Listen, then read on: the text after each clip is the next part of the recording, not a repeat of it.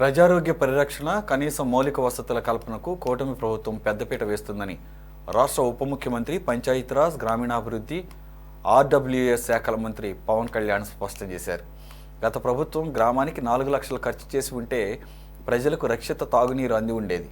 అది కూడా చేయకుండా నిర్లక్ష్యం వహించడంతో రంగుమారిన నీరు పైపుల ద్వారా వెళ్లే పరిస్థితి నెలకొందన్నారు.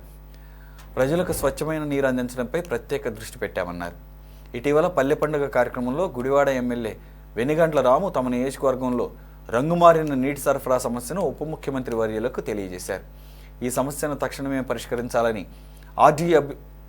ఆర్డబ్ల్యూఎస్ అధికారులను ఆదేశించారు. అందుకు అనుగుణంగా అక్కడ చర్యలకు ఉపక్రమించి నీటి పరీక్షలు నిర్వహించి గ్రామాల్లో ఫిల్టర్ బెడ్స్ మార్చారు. 3.3 కోట్ల నిధులు ఇందుకు వ్యయించేశారు. ఈ క్రమంలో పంచాయతీరాజ్, గ్రామీణాభివృద్ధి శాఖ కమిషనర్ కృష్ణతేజ ఆర్డబ్ల్యూసీ ఇంజనీరింగ్ అధికారులతో సమీక్షించారు. ఈ సందర్భంగా గుడివాడ నియోజకవర్గం వలివర్తిపాడు గ్రామంలో నిర్వహణ పనులను ముందు తర్వాత ఉన్న జలాల శాంపిల్స్ను చూపించారు. ఇది కూడా ఫిల్టర్ బెడ్ దీని మీద ఇసుకేస్తారా? అంటే 3-4 లేయర్స్ వస్తుంది.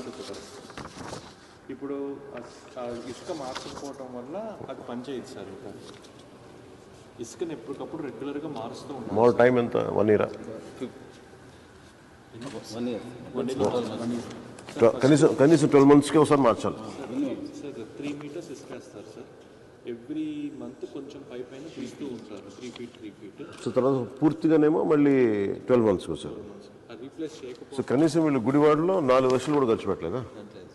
ఒక ఊరికి 4 లక్షలు కూడా అవుతుంది. ఒక ఊరికి 4 లక్షలు కూడా ఖర్చు పెట్టలేదు. అలాంటి 40 గ్రామాలు 3.8 crores ఇచ్చాం సార్. ఈ sand filter not only physical particle sir, parasitic ఇది కూడా అది ఫిల్టర్ చేస్తుంది సార్.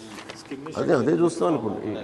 ఈ నీళ్లు కూడా ఎంత మరకలు, ఎంత మడ్డి ఉందో లోపల కదా.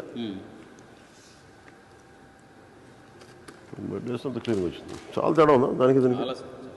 Just information sir. మనం ఆ రోజు గుడివాడ అడిగారు కాబట్టి మనం గుడివాడ ఇచ్చాం. This is for the entire state. ఇదంటే స్టేట్గా ఫిల్టర్ అనేది